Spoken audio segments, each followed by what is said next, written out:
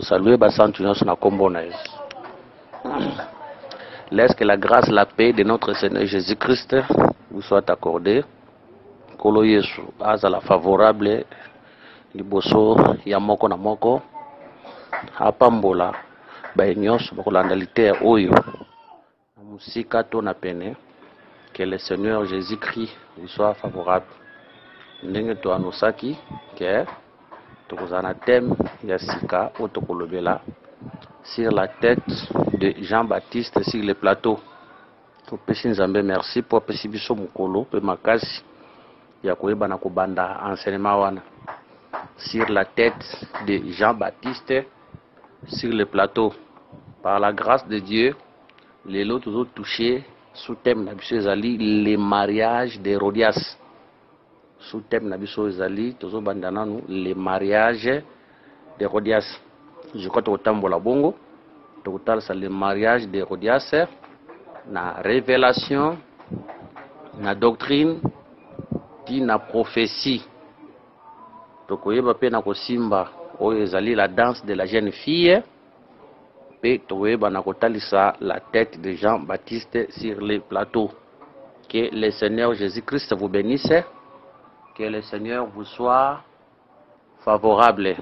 Yambo na kobanda frère Paul alobi ke makoki na biso nyonso eutake pai na Nzambe nde tokobondela enfin que apesa biso makasi ya continuer na katalité oyo. Seigneur Jésus, tous en reconnaissant pour ce temps. Merci pour le souffle de vie, merci pour ta grâce, merci pour ta puissance, merci pour ta présence. Tolinkoloba tina na yo zala Nzambe ya koaccompagner biso. Zala Nzambe ya kolobela biso to kita yo mata to limo yo monana mitalisa na katalité o plan projet mulili ezanga makoki na kombo na Yesu kumisa kombo na katalité o nom de Jésus. Amen. Tojiba Bible na biso na mukanda ya Matthieu chapitre 14. Matthieu chapitre 14 tozana verset 1 tokokita kino na 5. À ce temps-là, Hérode le tétrarque, ayant entendu parler de Jésus, dit à ses serviteurs, c'est Jean-Baptiste, il est ressuscité des morts et c'est pour cela qu'il se fait par lui des miracles. Car Hérode qui avait fait arrêter Jean l'avait lié et mis en prison à cause d'Hérodias, femme de Philippe, son frère, parce que Jean lui disait il n'était pas permis de l'avoir pour femme. Verset 5. Il voulait le faire mourir, mais il craignait la foule parce qu'elle craignait, elle regardait Jean comme un prophète. Matthieu chapitre 16, verset 13. Jésus est arrivé dans le territoire de Césarée de Philippe, demanda à ses disciples, qui dit-on que je suis, moi le Fils de l'homme? Il répondit, les uns disent que tu es Jean-Baptiste, les autres Élie, les autres Jérémie ou l'un des prophètes. Que le Seigneur ajoute l'explication à cette lecture. Toujours parler sur les mariages d'Hérodias. Ok. Yambo na biso koko tawana to remarquer na mutu ya likambo. Hérode ayoki le Seigneur a sala ba miracle. Je crois aussi to lobela ki yango na ba audio moko. Ayoki Seigneur a sala miracle abi sirema c'est Jean-Baptiste on akataki mutu ye wana nde asekwi azo sala ba miracle. Tozolo baker physiquement boye ezalaki Jean-Baptiste c'était le Seigneur Jésus. Mais tolobi que ce langage là c'était toute une parabole. Ce langage là cachait une explication ou to découvrir. Tomona mukanda ya Matthieu chapitre 16, le Seigneur a commis na territoire à Césarée, a tuni mutuna bato bazolo bani pona ngai. Bato mususu balobi que tu es Jean-Baptiste, balobi. A contredisant bangote. C'est pour dire qu'en vérité, le Seigneur Jésus y est accomplissement de tous les prophètes. Donc le Seigneur Jésus a Jean-Baptiste à solo. Jean-Baptiste solo pour remarquer mukolo Jean-Baptiste azobotama kombo oyo bapesa Jean na kata famille na bango muto azalaka na kombo wana azalaka te kombo bapesa Jean na kata famille wana mutu azala na kombo wana azala te. Donc ye nde azala mutu ya liboso oyo amema kombo ya Jean na kata famille na bango. Que le Seigneur nous bénisse. Ok, je crois si le Seigneur nous fait grâce, tokoki ko luka écriture wana eza na mukanda ya Luc chapitre 1. Non, eza na Luc chapitre 2 nde elobeli écriture wana. Ok, je crois toko luka yango ata mkomso parce que tomoni yango te. En tout cas excusez-nous, toyebi ke écriture wana to yebi yango malamu. Ok, l'écriture wana mona tango Jean-Baptiste azobotama bakotuna mama na ye kombo, mama akopesa kombo. Tango mama akopesa kombo akopesa ezalaki kombo ya Jean nde bakotuna ye. Est-ce que na kata famille na bino eza na mutu oyo aza na kombo ya Jean? C'est pour dire que na kata famille ya Jean-Baptiste mutu musu azalaka na kombo ya Jean azalate. Mutu musu azalaka na kombo ya Jean azalate. Mutu aliboso oyo amema kombo ya Jean, c'était Jean. Que le Seigneur bénisse. Donc c'est dans Luc chapitre 1 verset 57. L'état où Élisabeth devait accoucher arriva, elle enfanta un fils. 58. Ses voisins et ses parents apprirent que le Seigneur avait fait éclater envers elle sa miséricorde et ils se réjouirent avec elle. Le 8e jour, ils vinrent pour circoncire l'enfant et il appelait Zacharie du nom de son père. Mais sa mère prit la parole et dit non, il sera appelé Jean. Ils lui dirent, il n'y a dans ta parenté personne qui soit appelé de ses noms. Ok, c'est pour dire que dans la famille Elisabeth, nous avons un combo ya Jean Zalate. Donc Jean était la première personne où il y a memaka combo wana. Or le nom de Jean signifie la bonté de l'Éternel. Et on dit qu'avant c'est pour dire qu'avant l'arrivée de Jean, dans la famille na bango, nous avons un combo wana Zalate. C'est pour dire que ce nom-là n'existait pas. La bonté de Dieu n'existait pas. C'est Jean qui avait amené la bonté de l'Éternel selon la signification de son nom. Nous avons compris que Jean était l'ombre. Mais le véritable Jean, la bonté de l'Éternel, c'est le Seigneur Jésus. Donc, Yenda Botama, c'est pour dire qu'avant son arrivée sur la terre, la bonté de l'Éternel n'existait pas. C'est lui qui avait amené la bonté de l'Éternel. Mais Hérode Azolobake, Ezaïe Nakati Moutou, Nda c'est que ce sera un miracle. Jean-Baptiste na ministère netango tambolaka bonasema mabela salata miracle mokote. Mais d'après Hérode, ezandenga kufi asekui nda osala miracle. Que le Seigneur nous bénisse. Nous disons que le Seigneur Jésus quand il marchait sur la terre, il faisait les miracles. Andako ça va aveugle, aseki ça va kufi, aotam ça va paralytique, asala miracle. Que le Seigneur nous bénisse. Mais nous disons ceci que avant la mort du Seigneur Jésus, abiki sata mutu mokote. Parce que tout ce que le Seigneur faisait annonçait l'œuvre de la croix. Adam, après avoir péché, l'homme était devenu aveugle, l'homme était devenu paralytique, l'homme était devenu malade, l'homme était devenu impur, l'homme était devenu mort. Mutakoufaki. Vous voyez, quand tu vois le Seigneur Azosa la miracle, tous les miracles que le Seigneur faisait annonçaient l'œuvre de la croix. Tant que on a biki samutu misu. L'humanité tout entière était dans l'aveuglement. L'humanité tout entière était dans l'impureté, nakati malade à lèpre. L'humanité tout entière de la qui a kukufa. Il fallait que le Seigneur puisse mourir. C'est pour dire que Yesu asala ki ba miracle, oui, nanzoto boye. Mais nous disons sur le plan spirituel, Jésus n'avait pas fait le miracle. Cela veut dire qu'il n'avait pas sauvé. Il fallait qu'il akufa. Taangwa kusekwa nde mukolo ya Pentecôte lelo nzela ministère de la parole awasala ba miracle. Donc à travers la prédication nous sommes purifiés de la lèpre qui est le péché. À travers la prédication nous sommes ressuscités, nous avons eu la vie. À travers la prédication les yeux s'ouvrent nzela la prédication nde nous sommes bénis et sanctifiés. Que le Seigneur nous bénisse. Tout kita na doctrine tokotali saboye. Mutu azana posa ko biki la lunguya nzambe, il doit premièrement mourir. Il doit premièrement akufa asekwa ozomona nde akobikela ba miracle, mais aussi le temps ki akokufa te akobikela miracle te. Kokufa tozoloba awa eza kokufa ya nzoto te, kokufa tozolobela awa eza kokufa par rapport à vieil homme, être crucifié ensemble avec Christ à la croix. Yango frère Paul azoloba boye, si je vis, ce n'est plus moi qui vis, c'est Christ qui vit à moi. C'est pour dire que frère Pierre et frère Paul étaient morts. L'ancienne vie et c'est Koufaki, Ndesiko vie à Sika ya Christ et que se manifester dans kata vie. C'est très important, c'est très utile. Nous devons chercher la mort du vieil homme. Nous devons chercher la crucifixion du vieil homme, crucifier la chair avec ses œuvres. C'est alors les miracles vont s'opérer na kata va na biso. Il a d'autres choses autocoforcété. Hein? Il a d'autres choses autocoforcété. Mais si seulement vieil homme a crucifié, si seulement vieil homme a koufi na kata na biso, c'est automatiquement l'esprit va se manifester et le miracle va se manifester et nous allons glorifier le Seigneur et nous allons vivre la gloire du Seigneur Jésus. Que le Seigneur nous bénisse.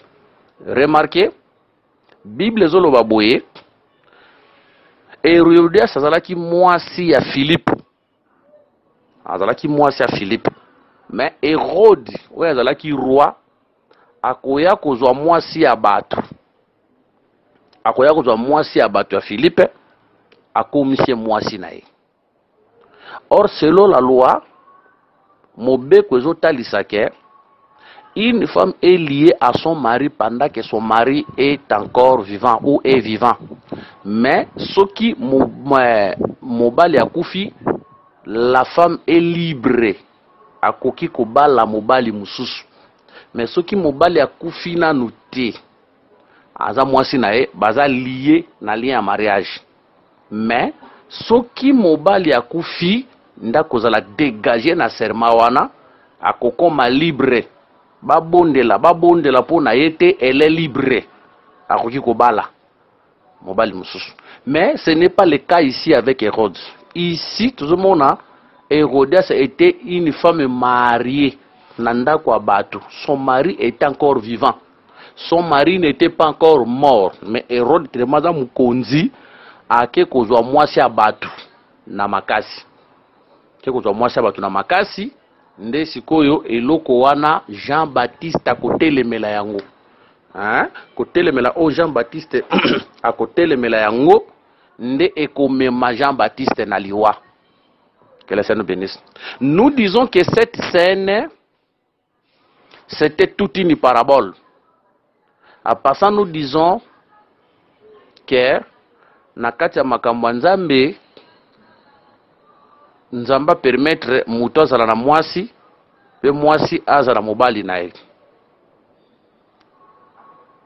L'adultère kozwa mwasi ya mutu na makasi na miso nzambe, c'est un péché.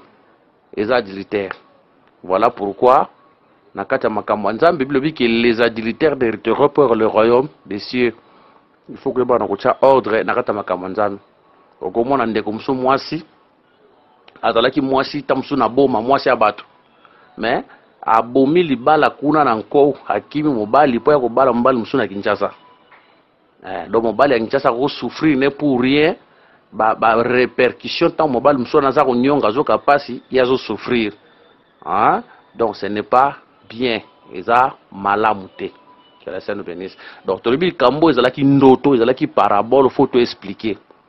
Hérodias Oyo a représenté la maison d'Israël. Hérodias représente la maison d'Israël qui avait son mari. Moni? Hérodias n'aspect au nanou. Azotalisa la maison d'Israël.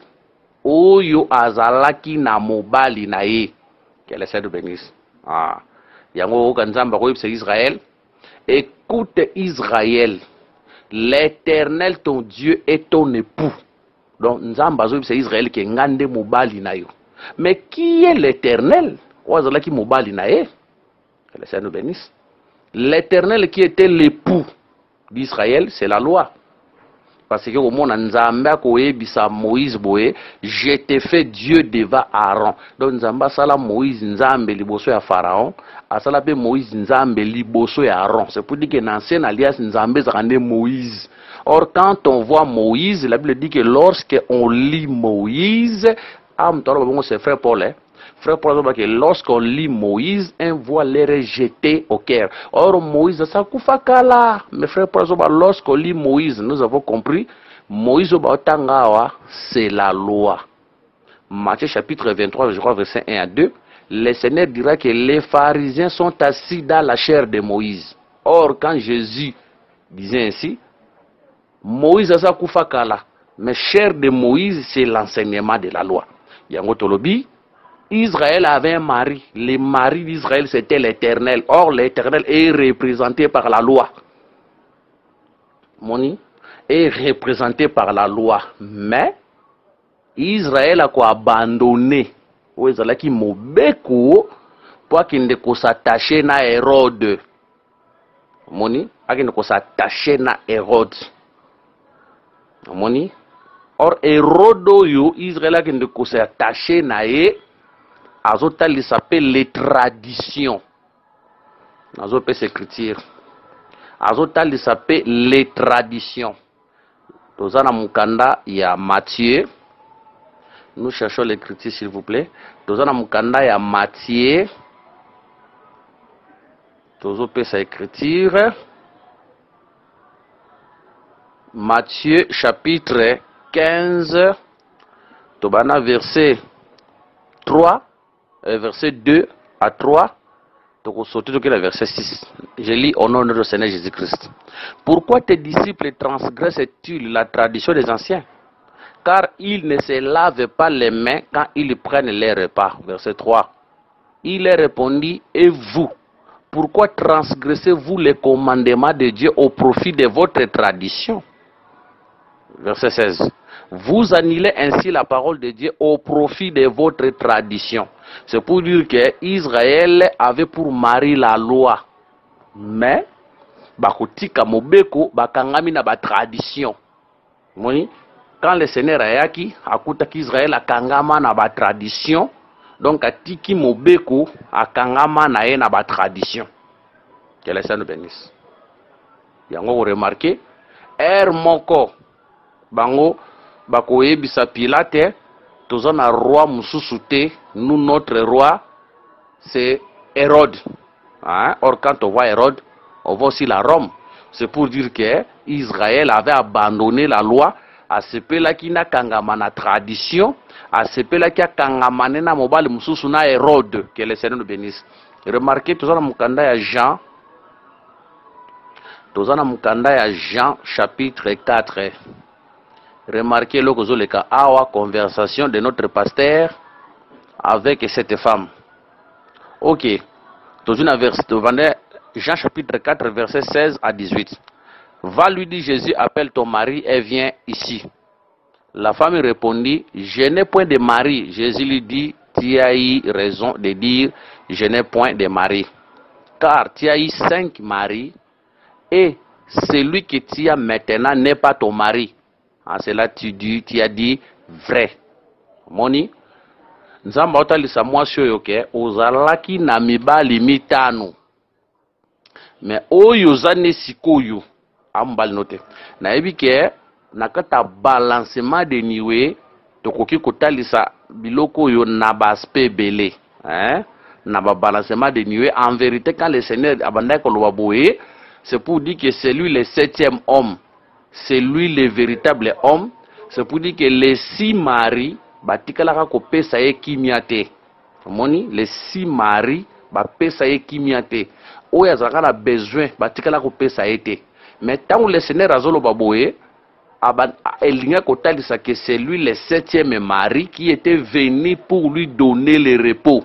Donc les 6 maris, batikala ko pesa kimiate. Yende le 7e mari, oya yaki po pesa kimia. Mais naza na aspect wana te. Na aspect na otambola nango, le Seigneur azokabola 5 na 1. 5 ezotalisa la loi.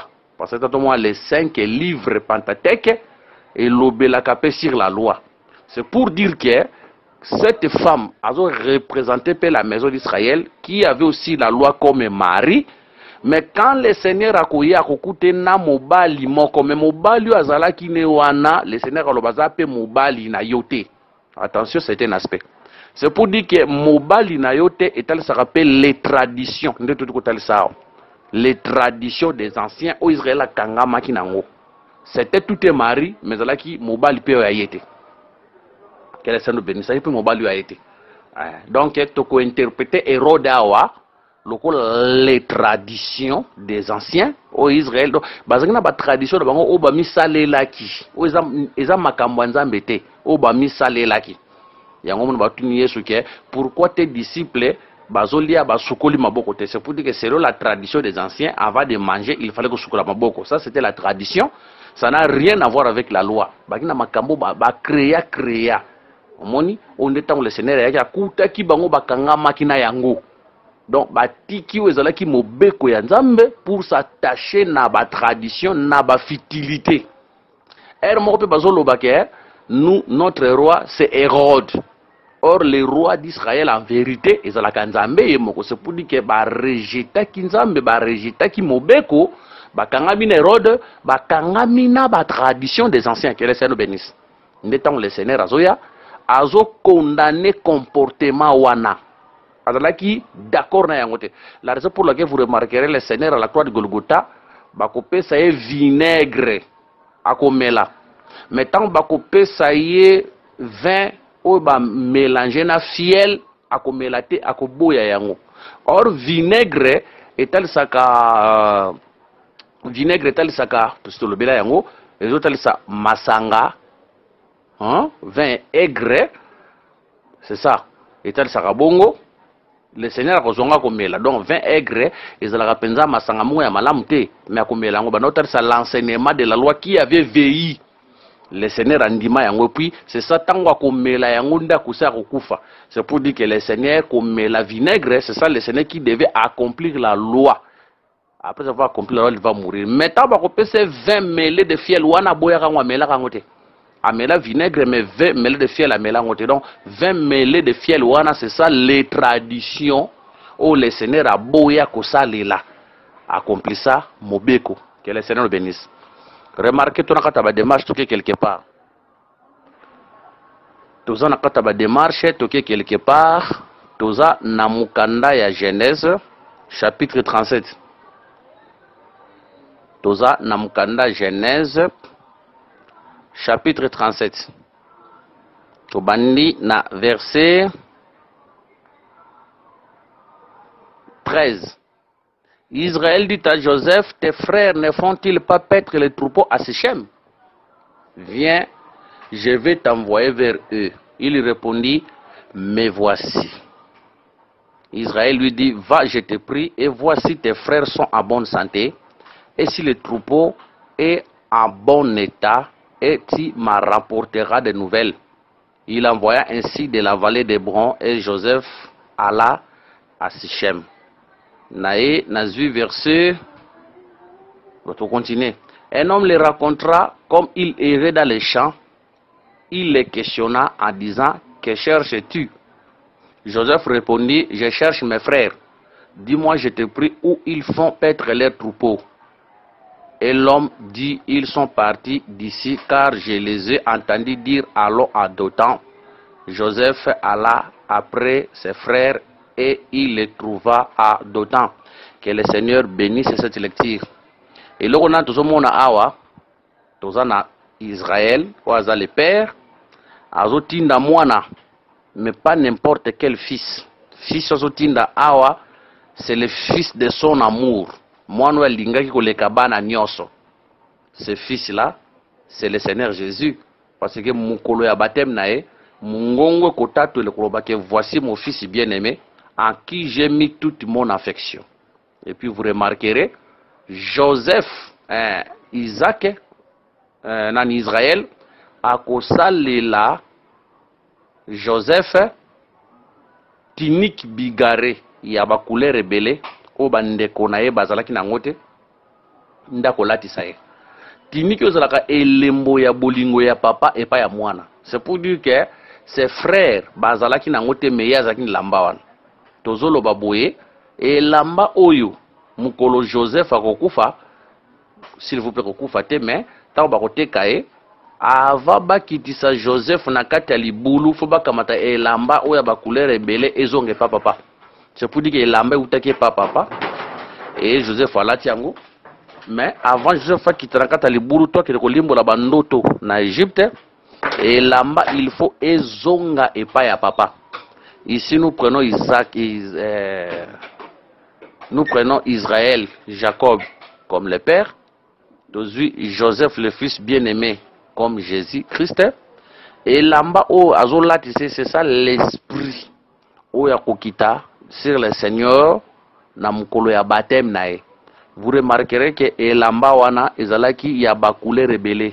Bakule rebelle wana ezotalisa na Jean chapitre 11, Esaïe chapitre 11, totangi yango, tozala mukanda Esaïe chapitre 11. La Bible nous dit ceci.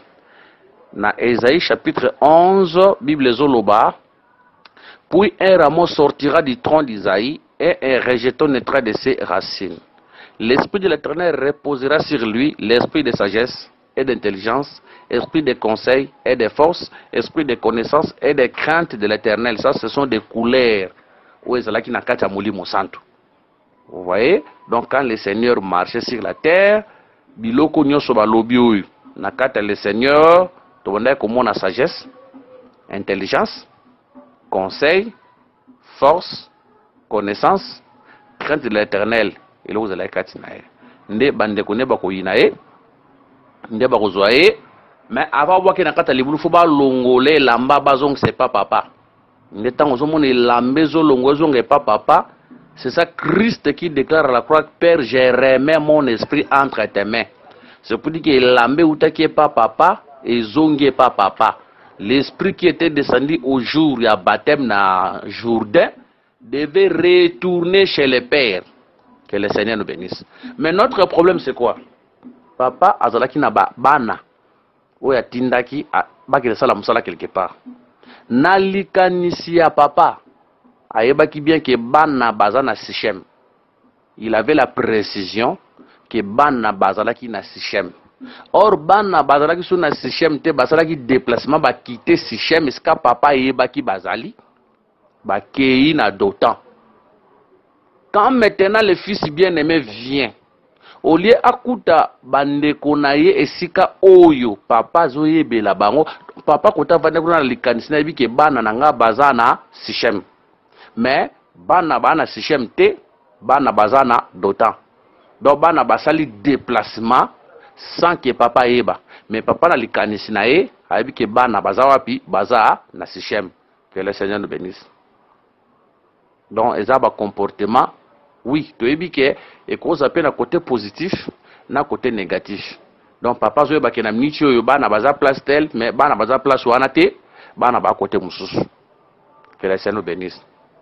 Tout ko vanda mwa mke place wana pe na kotalisa ke ebele to koki ko yebela ye omoni ki abimi ayebiso na mnoko ke na ke place tel mais en vérité kota lobi ke wana te soka yebiso kota akei o sepela te peut-être côté ya mabe mais abombi na sa mutema ne bana ebele pete o mona ke mwana ke classe mais en vérité mwana ke classe te soit mwana ke na hotel soit mwana ke na fikini soit mwana ke na pique-nique soit mwana ke na makamoko boyeboya makamalamu te. Plusieurs personnes ont fait sa impression, mais ils ont fait sa yangoazate. Je ferme la parenthèse nazongi. Les pères savaient que les enfants se trouvaient à Sichem. Mais cependant, bana basi basala ki mouvement bakenda kesi kamususu. Et loko yo, eza répétition. Parce que le dit que loko asikezate, o yezali esezala, o yekozala pese salama. Nzamba ramena kaka makambo yo esieleka. Tobeza répétition pourquoi? Parce que vous remarquerez quand Dieu avait créé Adam, atiaki Adam nakata jardin. Attention, quand le Seigneur était venu, akutaka pe Adam nakata jardin. Parce que remarquez bien, tango atuna Adam où es-tu? Adam le dit, j'ai attendu ta voix, je me suis caché au milieu des arbres, wapi na kata jardin. C'est pour dire que Adam était toujours na kata jardin. Aki li bandate, aki na kata jardin. Pour nous embêter qui Adam na kata jardin, akuti Adam na kata jardin. Mais attention, nous disons na connaissance en Nzambe, na boyebi en Nzambe. Et si oui, physiquement Adam était dans le jardin. Mais spirituellement, si on zamba tikela ki Adam zala ki susu wana te, Adam avait déplacé. Mais physiquement, aki na jardin, spirituellement, azaki na li susu te. Voilà pourquoi nous devons faire beaucoup trop d'attention. Je prends ici les jardins aussi comme l'église du Seigneur. Je prends ici les jardins aussi comme l'église locale. Oyo bato belé akokoya na kata église locale. Omoniye na ba kilti nyonso ayaka aza présent na ba kilti nyonso azanga ka kilti moko te. Soki bocha kilti lundi, mardi, mercredi, jeudi, vendredi, samedi, dimanche, il participe. Boche ba jeune, il participe. Boche ba vieux, il participe. Dans tous les programmes de l'église, en mankakate, azalaka. Mais seulement quand le Seigneur le regarde, oui, physiquement, zoya une église. Mais spirituellement, aza sous une église, spirituellement, devant la face du Seigneur, aza li sous-souté, parce que Adam était dans le jardin, mais dans la présence de Dieu, Adam n'était plus. Voilà pourquoi Dieu devait le chercher. Mais nakata jardin azalaki. Nakata jardin azalaki. Vous voyez? Nakata jardin azalaki.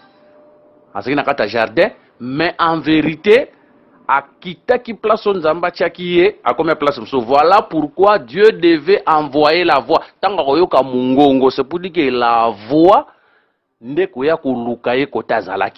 pas que la voix c'est toute une personne.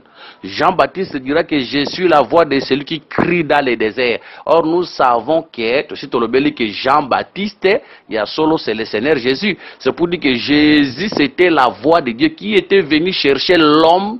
Et sika oya zalaki, c'est pour dire que avant l'arrivée de la vraie voix qui est Jésus, l'homme était dans la présence de Dieu. Mais l'homme avait abandonné la place que Dieu avait. Voilà pourquoi Jésus, comme la voix de Dieu, devait venir pour nous chercher. Pour chercher l'homme. Et c'est quand Kendaki. Yangotomoni. Tangu Joseph Akokoma. Et si quand oyo papa yebaki. Que bandeko na eto bana na ye bazali, mais en vérité bazali sur place wanate bakenda place mususu. Or les liens que le père a yeba qui c'était la loi. C'est pour dire que Dieu savait qu'Israël était dans la loi. Mais quand le Seigneur va venir, à Kouta Israël na Sichem te akena d'autant. C'est pour dire qu'il avait abandonné la loi au profit des traditions. Azalaki na katia ba tradition, akangamaki na Rome. Que le Seigneur bénisse. Aki na ba tradition, akangama ki na Rome. Voilà pourquoi maintenant le Seigneur a commandé ko reprocher, a commandé ko gangela bango. Ndi yango to mona tango mona Jean-Baptiste azo reprocher. Azo ganga ko reprocher, azo telemele loko wana et azo talisa le Seigneur qui était venu qui reprochait Israël na ndenge batika ki mobeko bakanga maki na ba tradition na ndenge batika ki mobeko bakanga maki na Hérode bakanga maki na Rome. Alors maintenant le Seigneur akobanda ko reprocher bango. Que le Seigneur Jésus-Christ nous bénisse. Tozolo baké eloko sikana se amabele zalate. Ce qui a été, ce qui sera a été. Que le Seigneur nous bénisse. Ndetangu Jean-Baptiste akoloba Hérode akokanga Jean-Baptiste akoboma Jean-Baptiste. Pourquoi? Parce que Jean-Baptiste abandai kotelemela libala na ye, abandai koboya libala na ye wana nde bakokanga ye bakoboma ye. Que le Seigneur nous bénisse. Bate ebele balobi ke Jean-Baptiste azangaki sagesse yango wana babomaki ye. Nous disons que Jean-Baptiste oya salaki c'était la sagesse suprême de Dieu. C'était la sagesse suprême de Dieu. Oui. Il y a d'autres choses, senga maga esala maga ndengo wana. Yana makamususu, senga maga esala maga ndengo wana. Voilà pourquoi nous avons besoin que Dieu nous donne des serviteurs comme Jean-Baptiste, oyo bakokende ko flatter bakonzite. Nous avons besoin que Dieu nous donne des serviteurs comme Élie, oyo bako flatter mokonzi akabite, esika mabe ezali bakobise mabe, C'est comme malam, c'est malam. Mais aujourd'hui, beaucoup de nos serviteurs, surtout beaucoup de nos aînés, lelo au lieu ba kende ko reprocher mu konzesika bazo accès nzamba pisi ngoma kukia kutana ba konzamboka meta ba kutana ba konzamboka au lieu ba reprocher sika ya ko reprocher bazo kini pona ko pakola bango mafuta un jour la colère de Dieu et ko s'abattre le kona bango un serviteur de Dieu muta pakola mutu mafuta te et si keza A il faut le ba A et si keza B il faut que le ba B. Voilà pourquoi frère Paul dira ceci. Je suis devenu votre ennemi parce que je vous ai parlé de la vérité.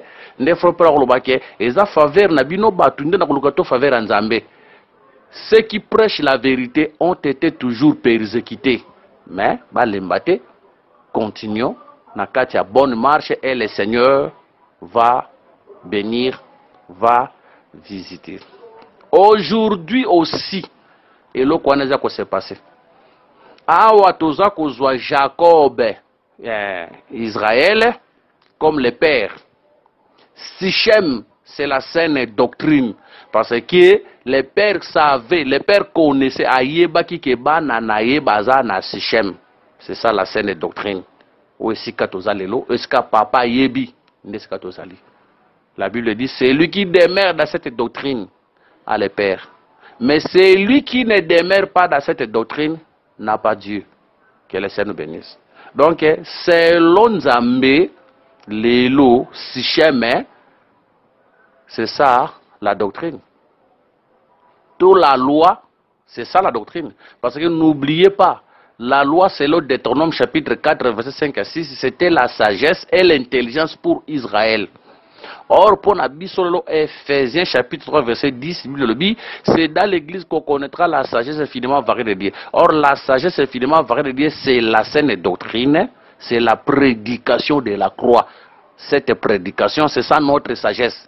Nesika Nzamba yebeli biso, nesika Nzamba tike la biso.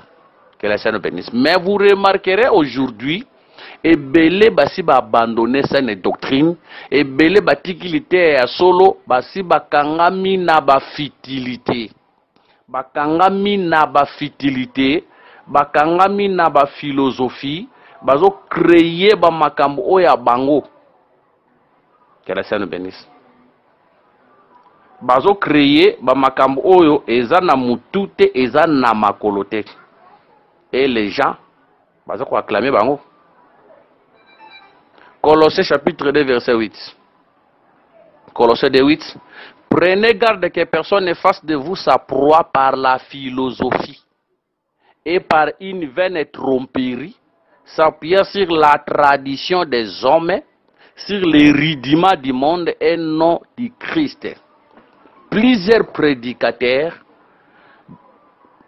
lobby bandé côté à sainte doctrine, mais les babines à sainte doctrine. Moi je connais les aînés, hein.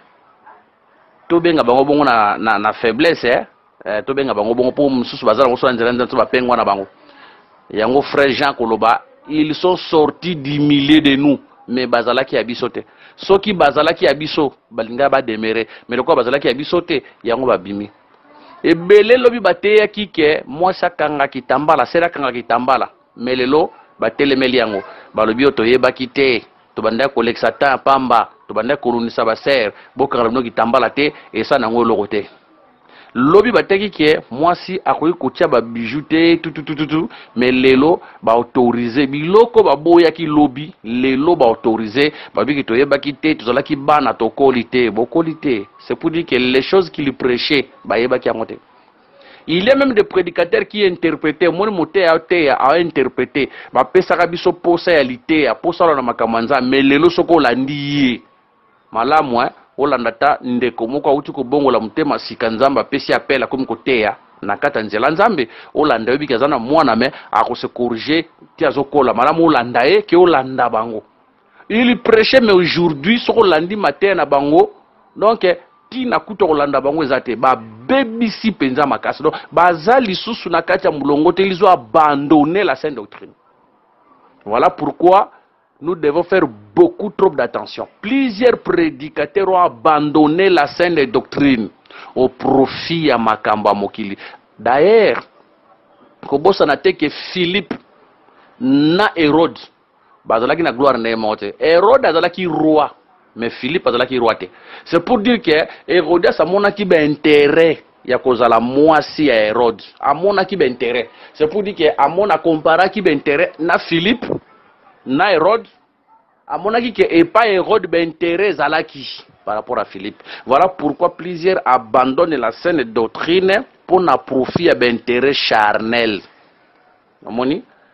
Plusieurs, nous avons des prédicateurs aujourd'hui au bazo benga batoya côté en assemblée sans consulter Dieu, sans écouter la voix du Saint-Esprit. Tellement ebi que muto azana ba relation belé, azana assemblée à 4 que 4000 membres, 5000 membres na benga aya côté pa na ngai ngape au retour na kendo côté pa na makambo nzambe zala likele mbate. Cela ne veut pas dire ce que na bengi côté en assemblée c'est nga nazali yo peso obligé benga na côté sika yo zali non makambo nzambe zala likele mbate. Ezaka bongote. Lelo to moni bato benga to na ba conférence ya côté na conférence pa yebi ke yé passa la conférence moko ya munene ngana benga ya côté pa na ngai. Comme ça, il y a pas de noté. J'ai rencontré même un aîné. Oui, à la conférence, il y a une conférence, voilà, la conférence. C'est pour dire que des prédicateurs qui peuvent être état d'amitié. Qui peut être état d'âme, il y a prédicateur. Lui, son problème, c'est la connexion.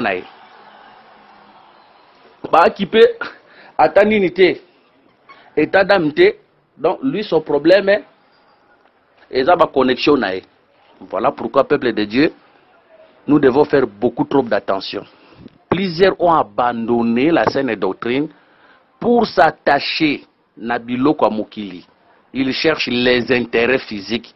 Ils cherchent les intérêts charnels. À Monique, na umeli na saine doctrine, nazo bénéficier le côté d'après. Tamien a changé l'idée. Pour na koma na bato ebele nzambe nde muto apesaka bato ebele. Dieu peut permettre au sali 15 ans na kata ministère na 100 personnes. Dieu connaît, mais en attend oya kufungula et en attend oya ko sala souveraineté nae.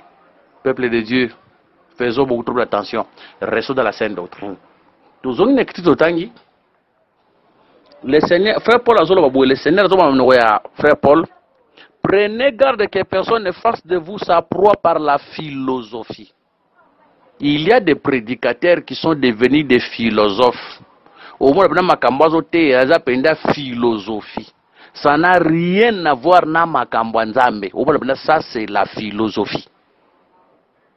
Hein? Ça, c'est la philosophie. L'idée au 2021 égale D plus 0 plus D plus 1 égale 5. Donc, le chiffre 5. Et le chiffre de la grâce, ça c'est la philosophie. Ça n'a rien à voir avec Makamanzambi.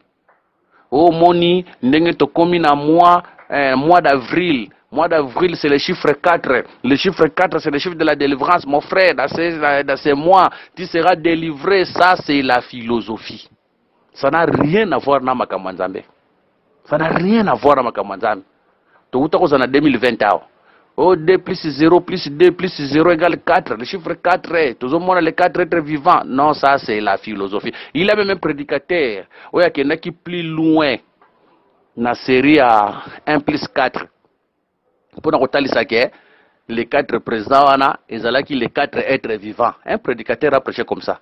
Les 4 présidents, ils ont les 4 êtres vivants. Ça c'est la philosophie.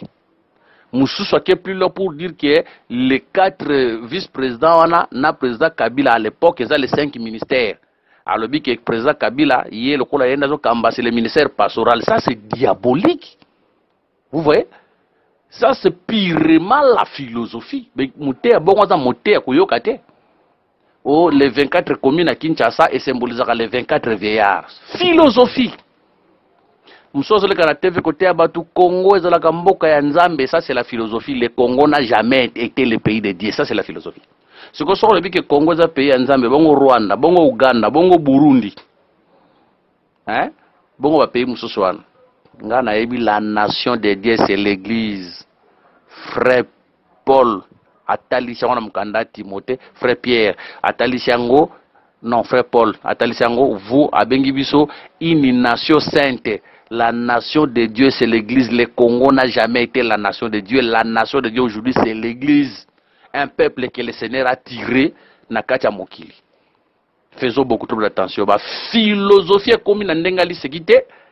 La philosophie. Et par une vaine tromperie. Apôtre Mtazoloba.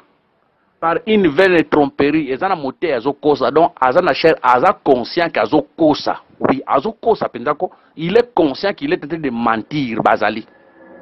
Moi, je connais un prédicateur. Il y a Zalaki. Tout ça, Mbela Kunakala. Il y a Zalaka hôtel de Manacher. A web sabison na cher. Nde bozomo na ngaya wa na lia kite. Nde na yaki nzala. Na liete.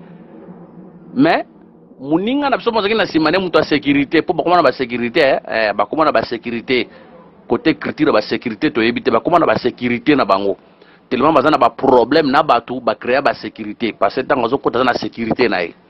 Ce que sécurité na muninga na biso avant to ya na kilte to leki ngai na ba Thompson na minene na ba 20 plus mais passer la télé na cher azolo banini azokosa ke na lia kité asengi mbongo po basomba 20 tol na église asombité alembongo mais dimanche wa tema na église habito so somba ki 20 tol atelem c'est ingénieur moko boye ayibisi to somba ki 20 tol te ingénieur pandimi. Ça c'est les mensonges donc la tromperie les prédicateurs ba ebi nako créer ba tromperie pour chercher moyen à kozwa batu mbongo. Ba ebi nako créer ba tromperie na kati église pour chercher à maintenir les gens. Ba maintenir ka batu na mensonge te. On ne mettait pas le peuple par les mensonges. Il n'y a que le fils de la perdition bakotika la na kati ya mensonge. Mais un vrai enfant de Dieu ne peut pas demeurer dans les mensonges. Et c'est qu'un mensonge ezali, et c'est qu'un tromperie ezali, un bon enfant de Dieu akotika la wana te. Un bon enfant de Dieu ne restera pas là. Akobima, que le Seigneur bénisse. Ça c'est l'apôtre Paul. Ndemu tazoloba. Alobi, s'appuyant sur la tradition des hommes, sur les rudiments du monde et non du Christ. Et non sur Christ. Bavandi sur Christ était. Plusieurs ont abandonné Christ. Christ aujourd'hui c'est la saine doctrine. Christ aujourd'hui c'est la saine doctrine. Et Belé va abandonner Christ. Va abandonner l'Itéa. Yango frère Paul Azoloba. Frère Jean. Ils sont sortis du milieu de nous. Ceux qui bazala qui abisso. Balinga iba demere. Mais le kola bazala qui abisso te. Yangwana batiki l'Itéa. Yangwana bakia musika. Olandi matea ozotea malelo otali matea ozotea manacher ozotea mana TV oyo qui passe précisément biso lelo neti na ville à Kinshasa il y a plusieurs prédicateurs tant basa la enseignement bazo ko organiser ba conférence ba séminaire makambo batera na ba conférence wana na ba séminaire et makambo batera na église na bango te tant waye a roter na conférence a collaborer na batei Batei musu basali ba partage ce n'est pas mauvais eza mabete motei bakoko sala partage nande kone motei eza lisu muté eza mabete eza malam ya mabete parce que tu travailler na lèvre de la complémentarité ce n'est pas un péché mais soki okomone tango azote ya aotéalité ya penza ya bien mais soko ye kolande na église na esika te ya kaye moko makambo zoka azote ya okokana pasi okobaye il crucifie la saine doctrine. Bazo bouka la saine doctrine, bazo telemela litéa. Bazo bouka litéa, bazo telemela. Plusieurs prédicateurs aujourd'hui ont abandonné la saine doctrine. Peuple de Dieu, nous avons besoin de Jean-Baptiste aujourd'hui. Jean-Baptiste est le véritable ministre au Batikali Nakata Sainte Doctrine. Jean-Baptiste représente les vrais prédicateurs du Seigneur. Il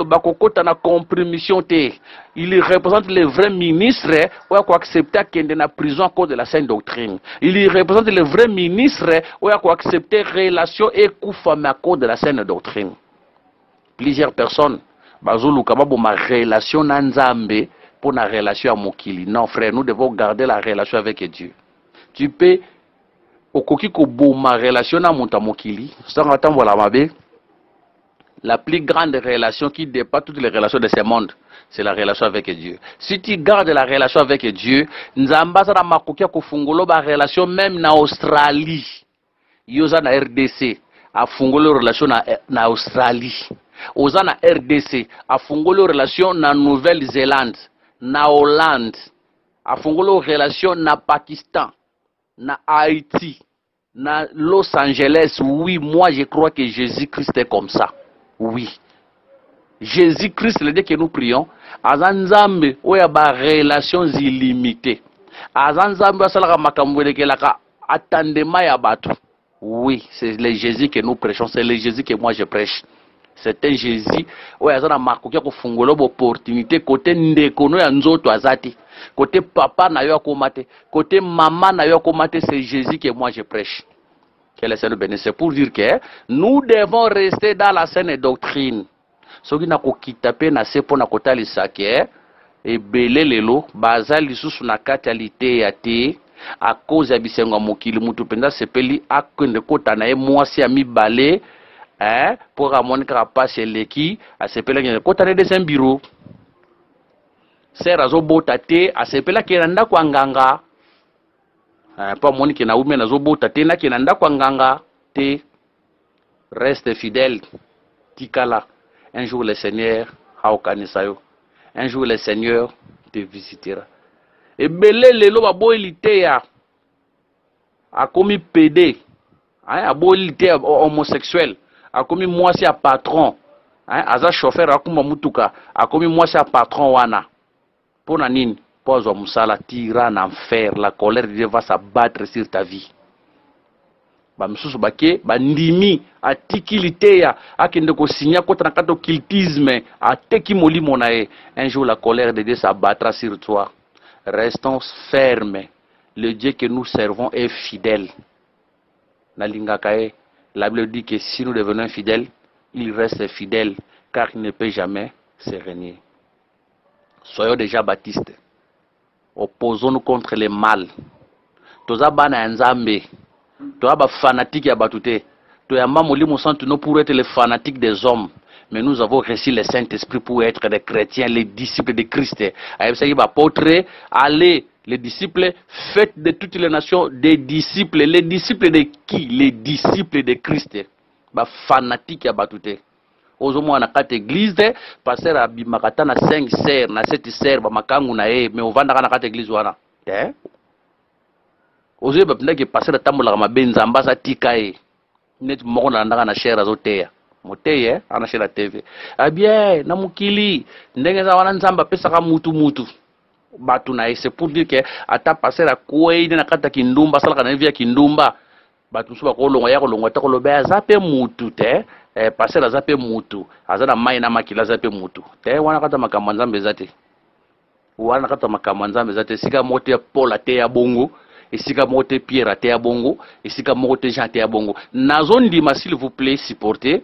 Je crois que Moussa Lanzame, un ministre, lokola mutu, lokola zana maïna makila, il peut tomber. Parce que frère Jacques Azoroba, nous trébuchons, frère Jean, nous trébuchons nous tombons par plusieurs manières. Il peut tomber, oui. Mais ce qui est commis vie, wana soute. Ce qui est commis vie, wana soute. O tozo mona lelo na ba TV. Otozomona lelo wana ko makamsusu omona ka église tondi plein. Non, un vrai enfant de Dieu s'oppose au mensonge. Un vrai enfant de Dieu s'oppose à tout ce qui est contraire à la volonté de Dieu. Soki mokile ko boya yo nzamba ko boya yo te. Ayibisaka Moïse na boma bato nyonso na kelelo mokile mususu. C'est pour dire que Dieu était capable à bomi Israël, il était capable à keleli Moïse bato mususu. Oui, Dieu est capable de te créer de nouvelles relations. Dieu est capable de te créer de bonnes relations, plus que des relations que tu as maintenant. Mais à une seule condition, reste dans la doctrine, reste dans la parole. Ou ils ont malam. Restons comme ça et le Seigneur Jésus-Christ nous visitera. Laisse que le Seigneur vous bénisse. Lélo, Tolobeli, le mariage d'Hérodias. Ça, c'est un aspect. Aspect parce que l'évangile n'a pas couleur rebelle. Que le Seigneur Jésus-Christ vous bénisse. À la prochaine. Numéro de plus 243 89 860 88 75. Plus 243 99 88 77 333. Que le Seigneur Jésus-Christ vous bénisse.